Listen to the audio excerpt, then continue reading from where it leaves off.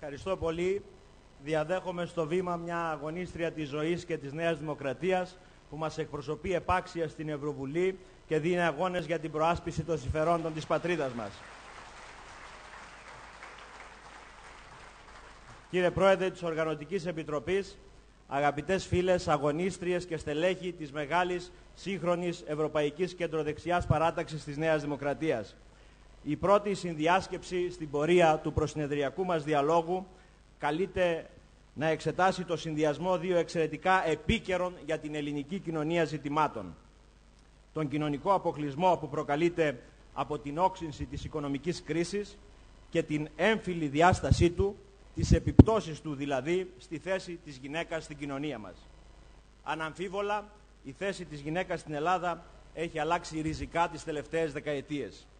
Γυναίκες, όπως είπε νωρίτερα και η Μαριέτα Γιαννάκου, καταλαμβάνουν τις πρώτες θέσεις στα πανεπιστήμια, κερδίζουν ρόλους που ως χθες ήταν αποκλειστικό προνόμιο των ανδρών, συμμετέχουν όλο και περισσότερο στα κοινά, διακρίνονται σε όλους τους τομείς.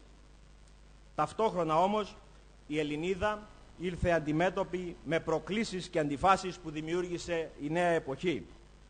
Το σημαντικότερο δίλημμα που κλήθηκε να επιλύσει είναι ασφαλώς η εξισορρόπηση μεταξύ της εργασίας και της οικογένειας.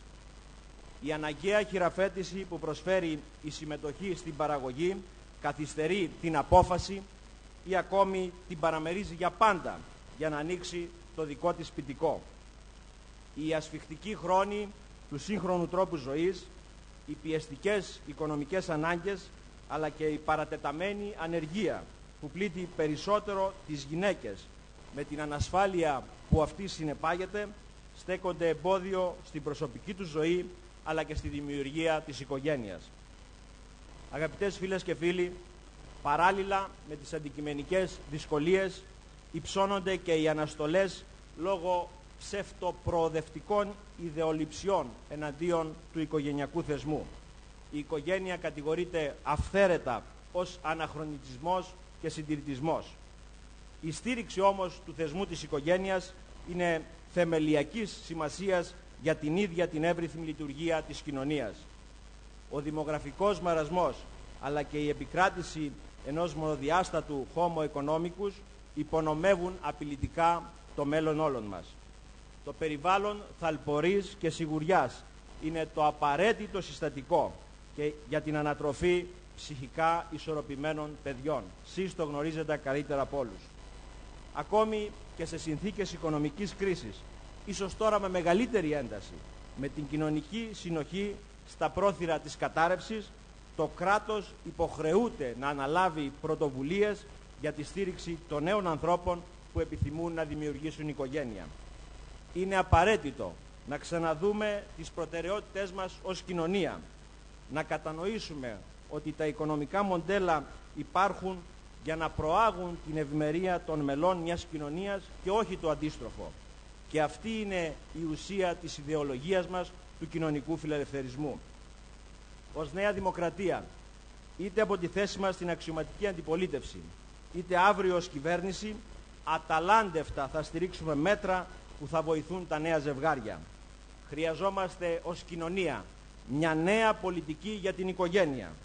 Χρέος μας να διευκολύνουμε την απόφαση των νέων ανθρώπων να ζήσουν μαζί. Επιπλέον, θα πρέπει να επανεξεταστεί η δημογραφική μας πολιτική. Η οικονομική ενίσχυση για τη γέννηση του τρίτου ή τέταρτου παιδιού δεν φτάνει.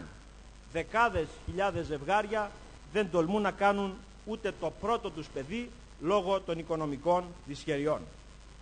Ανεξάρτητα από την οξύτητα της κρίσης, πρέπει να βρούμε λύσεις που θα βοηθήσουν αυτούς τους ανθρώπους να κάνουν το επιθυμητό βήμα να φέρουν στον κόσμο μια νέα ζωή.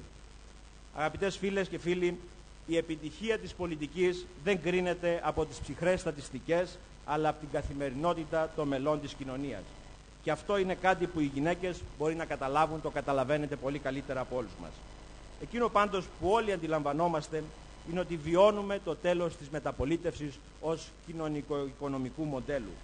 Σε αυτή τη μεταβατική φάση, ό,τι επικράτησε ως αξία τίθεται υπό αμφισβήτηση.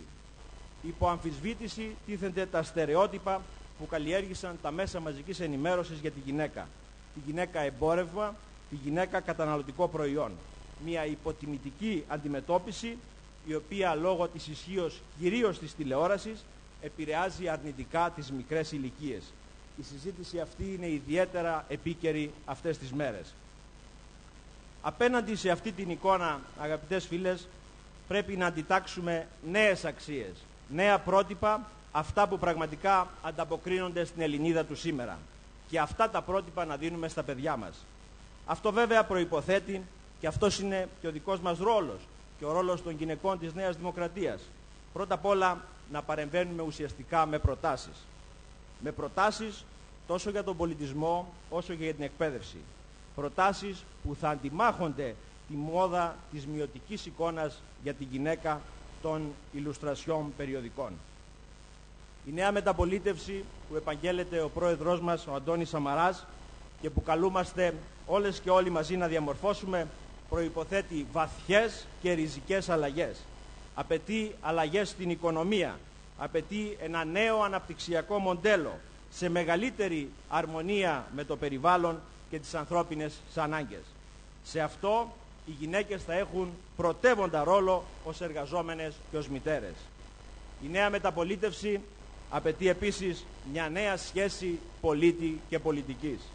Αυτή τη σχέση επιχειρούμε να αποκαταστήσουμε. Και η γυναίκα ως ενεργός πολίτης, ως κομματικό μέλος και στέλεχος έχει να προσφέρει πολλά. Αγαπητές φίλες και φίλοι, η αναγέννηση που προσδοκούμε, το μεγάλο πλειοψηφικό ρεύμα της κεντροδεξιάς που οικοδομούμε, μπορεί να γίνει πραγματικότητα μόνο με τη δική σας συμμετοχή. Προχωρούμε λοιπόν μπροστά με τον Αντώνη Σαμαρά για να ξανακάνουμε τη Νέα Δημοκρατία ελπίδα της Ελλάδας. Να είστε καλά.